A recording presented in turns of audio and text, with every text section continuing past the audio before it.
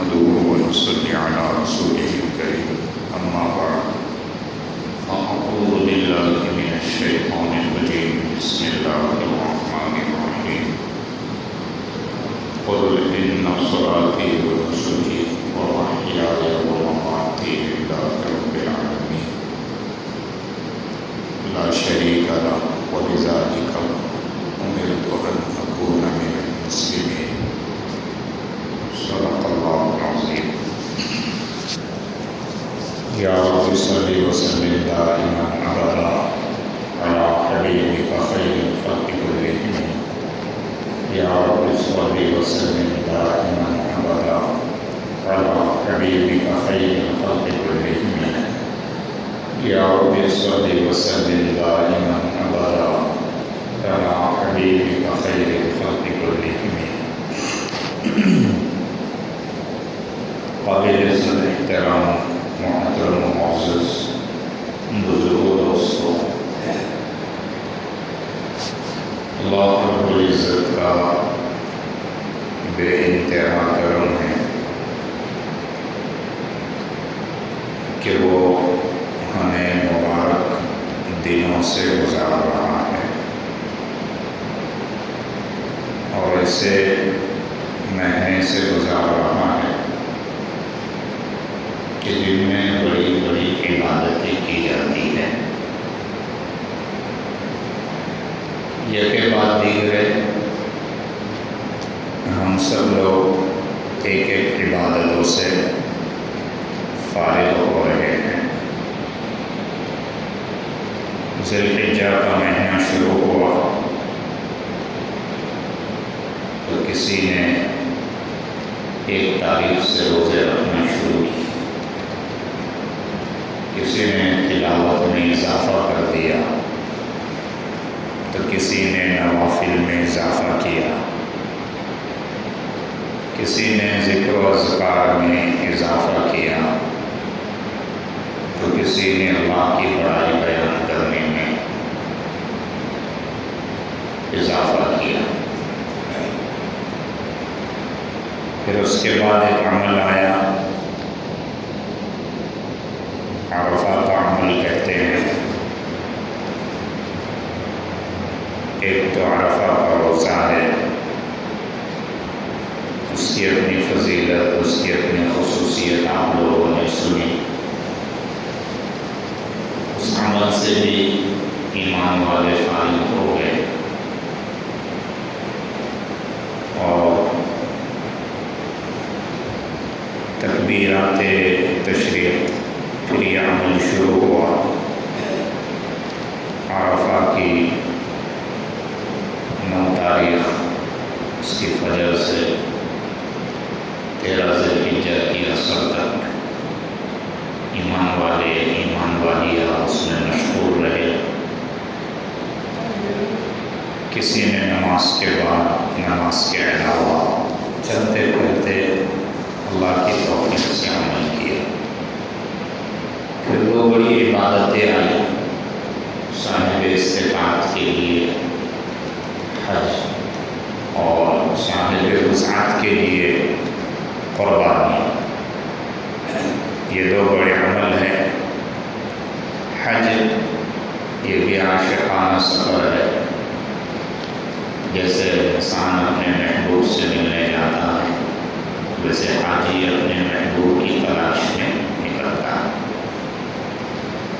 اور قربانی والا عمل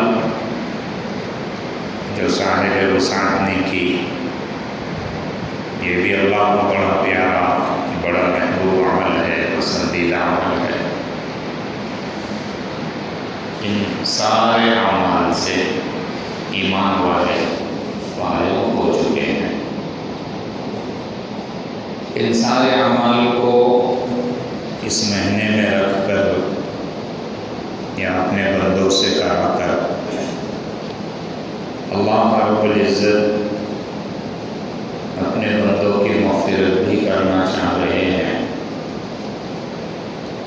اور انہیں زندگی کس اصول پہ جینا ہے، کس اصول پہ گزارنا ہے، کس کے لیے جینا ہے کو بھی بتا رہے ہیں۔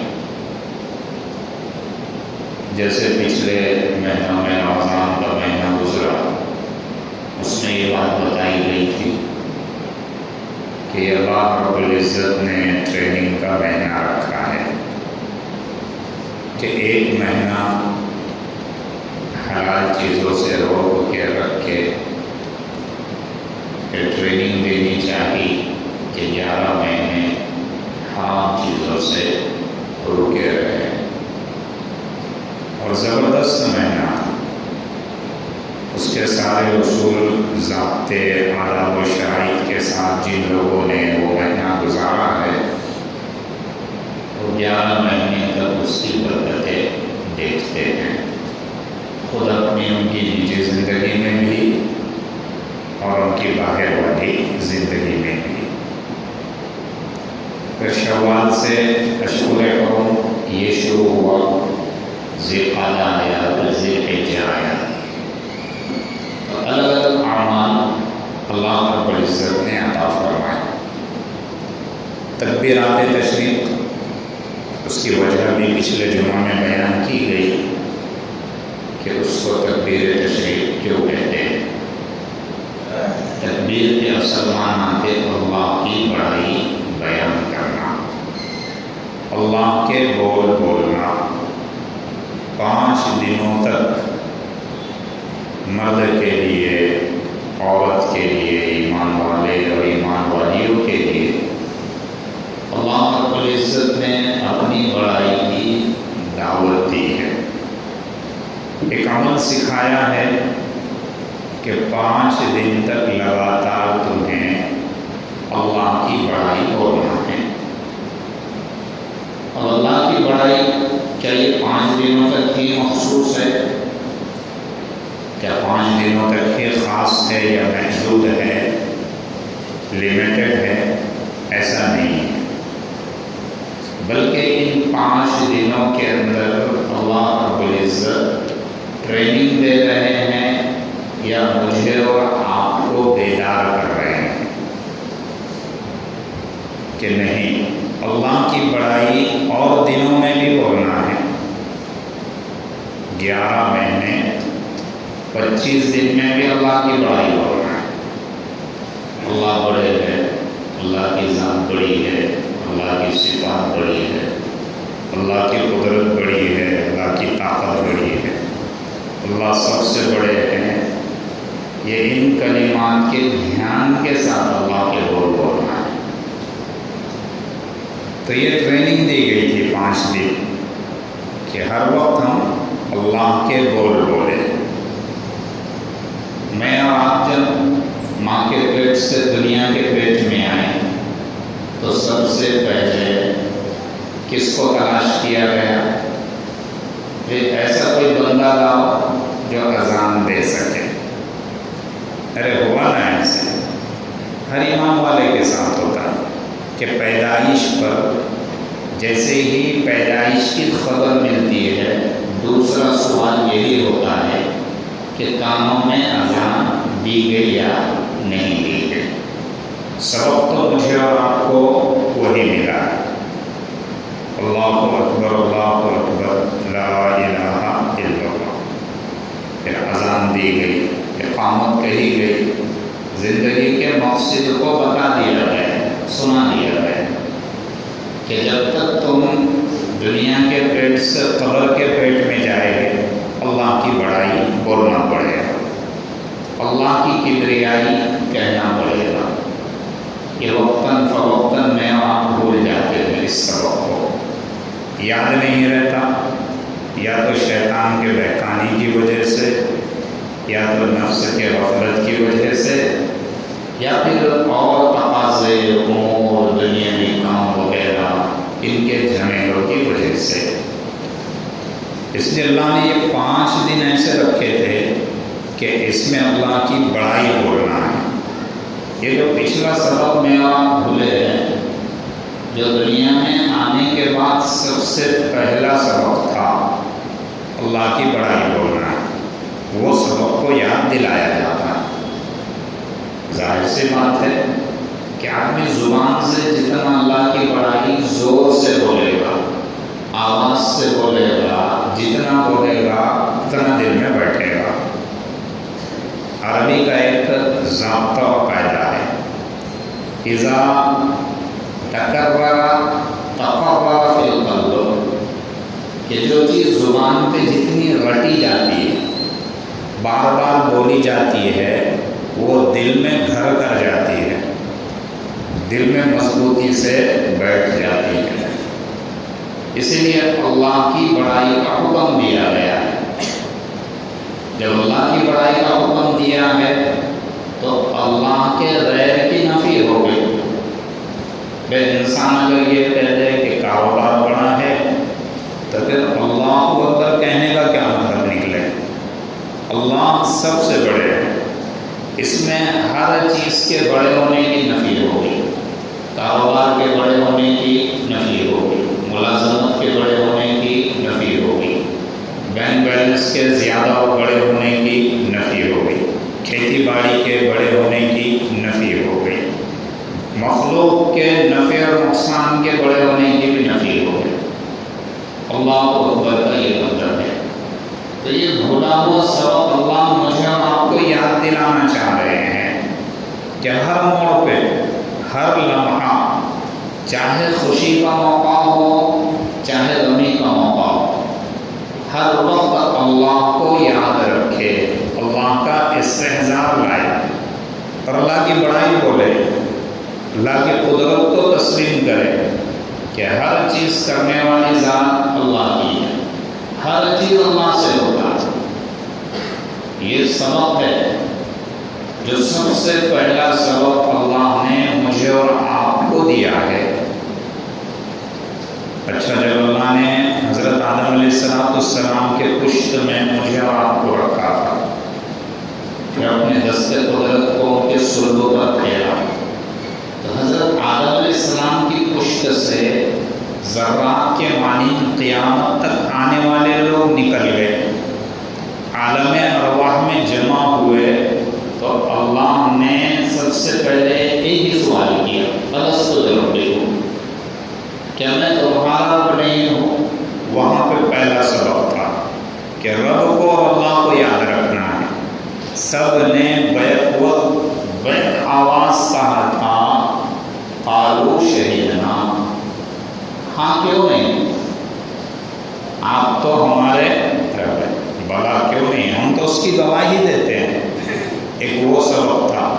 پھر دنیا میں آنے کے بعد پھر سبق دیا گیا، پھر وقتاً فوقتاً اس سبق کو بھولا گیا، تو ان ایام میں اللہ نے یاد دلایا تکبیر تشریف کے ذریعے۔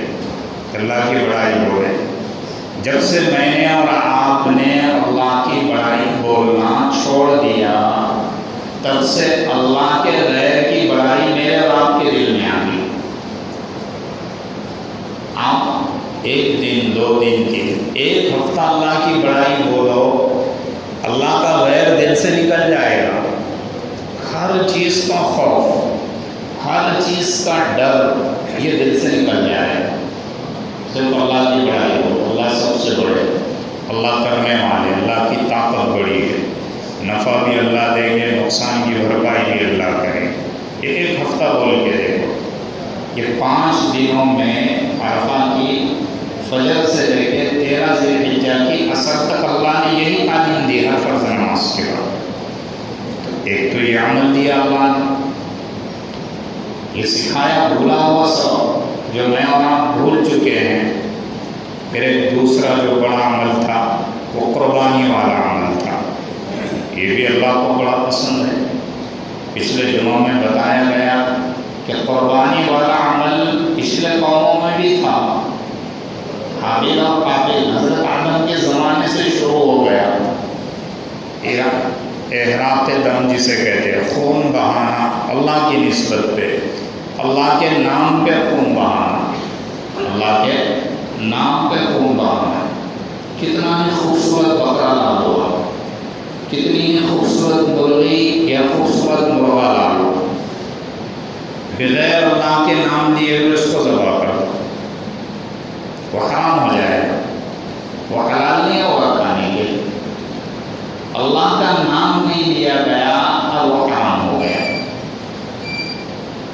اگر اس پر اللہ کا نام لیا گیا، بسم اللہ اللہ اکبر کہہ کر ذبح کیا گیا، چاہے بکرا بکری دمبا ہو، کوئی اور جانور ہو، چھوٹے سے چھوٹا جانور، مرغی ہو، تیتر ہو، تیتر بٹیر، سب سے چھوٹا جانور بٹیر ہے وہ، لیکن اللہ کا نام لیا گیا وہ حلال ہو گیا۔ تو ہر چیز اللہ کے نام سے جڑی ہے۔ یہ قربانی بھی اللہ کے نام سے جڑی ہے۔ اللہ کے نام پہ قربانی دینا صرف جانوروں کی قربانی مقصود نہیں ہے، اس قربانی سے اللہ رب العزت مجھے اور آپ کو زندگی بھر کا سبق یہ دینا چاہتے ہیں کہ اللہ کی نسبت پہ جس چیز کی بھی قربانی دینا پڑے وہ دینا آسان ہو جائے۔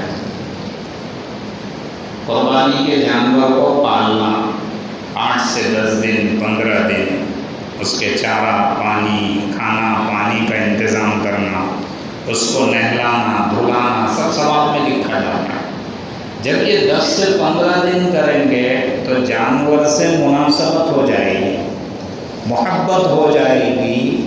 جب اس جانور سے آپ کو محبت ہو جائے گی، اب آپ اپنے ہاتھوں سے اس کو صلاح دیں گے تو اس وقت دیکھو دل میں کیسی تکلیف ہوتی ہے، اس وقت کیسی تکلیف ہوتی ہے۔ پہلے ہوتا تھا ایسا کہ لوگ پہلے سے قربانی کے جانوروں کو لاتے تھے، اپنے ہاتھوں سے پالتے تھے، چارہ پانی اپنے ہاتھوں سے کرتے تھے، پھر جب ذبح کرتے تھے ان کے آنکھوں سے آنسو جاری ہوتے تھے، گھر والوں کی آنکھوں سے آنسو جاری ہوتے تھے۔ کیوں؟ ایک لگاؤ، ایک محبت۔ اب جو قربانی دی جا رہی ہے اللہ کے نام پہ، اب یہ کتنی مقبول ہوگی؟ آج تو ایسا نہیں رہا، ایک آدھ دن پہلے یا عید کے دن خرید لیتے ہیں، ادھر کے ادھر کر لیا یا ادھر لا لیا، کون پالے گا کون سنبھالے گا، اتنا ٹائم کس کے پاس ہے؟ تو اللہ رب العزت نے سبق دیا قربانی والے عمل سے کہ اللہ کی نسبت پہ ہر خواہش قربان کرنا آسان ہو جائے، چاہے مال کی خواہش ہو، چاہے جان کی خواہش ہو، چاہے جسم کی خواہش ہو، چاہے روح کی خواہش ہو، چاہے نفسانی خواہشات ہو، ہر چیز اللہ کی نسبت پہ قربان کرنا آسان ہو جائے، اس لیے اللہ نے قربانی والا عمل رکھا ہے۔ ورنہ ہم سمجھتے ہیں کہ قربانی کے دنوں میں قربانی دے دی، اللہ کا ایک حکم تھا، بڑی اچھی بات ہے، بس اسی تک محدود ہے۔ شریعت کا ہر عمل، اللہ کا ہر حکم مجھے اور آپ کو ایک سبق دے کر جاتا ہے، جو سبق میں اور آپ بھول جاتے ہیں۔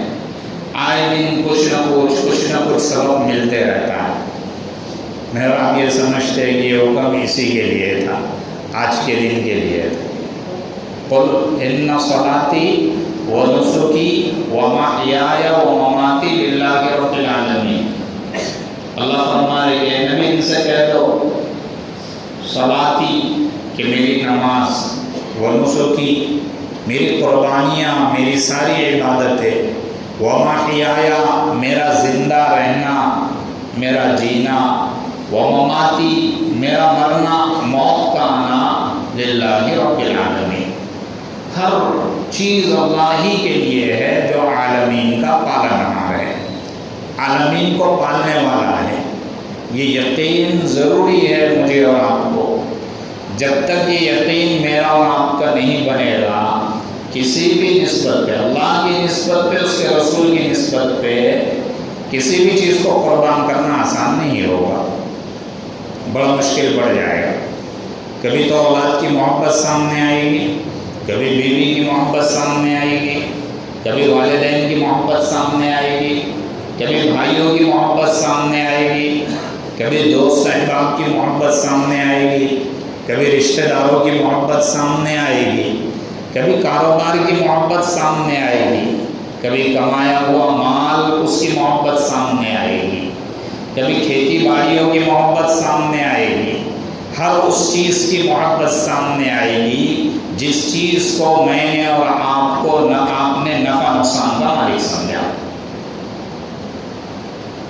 یہ بڑا سبب دیا اللہ نے، ان صلاتی و نسکی، ہر چیز، چاہے نماز جیسی عبادت ہو، نماز کو خصوصیت سے اس لیے ذکر کیا کہ نماز ہی ایک ایسی عبادت ہے کہ اگر اس کو کما حق اس کے آداب و شرائط کے ساتھ ادا کیا جائے تو ساری زندگی اللہ اس کے رسول کے حکم پہ آ جائے گی۔ میری اور آپ کی نمازیں کمزور ہے، اس لیے میری اور آپ کی نمازیں اللہ کے حکموں کے مطابق 100% نہیں، اللہ کے رسول صلی اللہ علیہ وسلم کے طریقے کے مطابق 100% نہیں ہے۔ پھر نسک کی ذکر کیا، نسک میں ساری عبادتیں اور ہر طرح کی قربانیاں آ جاتی ہیں۔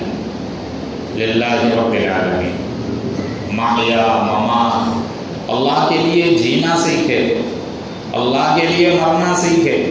جس کو اللہ کے لیے جینا آ گیا، اللہ کے لیے مرنا آ گیا، وہ ساری کائنات سے بے خبر ہو گیا، اسے کسی سے کچھ لینا دینا۔ اب وہ ہر ایک میں خوشی اللہ کی ڈھونڈے گا، اللہ کے رسول کی ڈھونڈے گا۔ میرا اللہ کس میں خوش ہوتا ہے اور میرا رسول کس میں خوش ہوتا ہے، یہ ڈھونڈے گا۔ اسے کوئی پرواہ نہیں رہے گی ماں باپ کیا کہہ رہے ہیں، بیوی کیا کہہ رہی ہے، اولاد کیا کہہ رہے ہیں، بس اللہ کے لیے جینا آ جائے، اللہ کے لیے مرنا آ جائے۔ خوشی کے موقع پہ بھی اللہ کو نہیں بھولے گا، غمی کے موقع پہ بھی اللہ کو نہیں بھولے گا۔ یہ ہوتا ہے اللہ کے لیے جینا، اللہ کے لیے مرنا۔ ورنہ میں اور زبان سے تو بہت بولیں گے، اتنا بولیں گے کہ لوگ تو یہ سمجھیں گے کہ اس جیسا انسان اللہ کے لیے جینا اور مرنا جانتا ہے، لیکن کب سمجھ میں آتا ہے؟ خوشی اور غمی کے موقع پہ سمجھ میں آتا ہے کہ یہ اپنے قول اور اپنے فعل میں برابر ہے یا نہیں، یا تضاد ہے کہ زبان سے کچھ اور کہتا ہے، عمل سے کچھ اور کرتا ہے، کہ خوشی کے موقع پہ آپے سے باہر ہو گیا، جسے میں اور آپ گھوٹی زبان میں پیجامے سے باہر ہونا کہتے ہیں، اور غمی کے موقع پہ اتنا سکڑ گیا کہ خود کے حال اور احوال کا بھی پتہ نہیں چلتا۔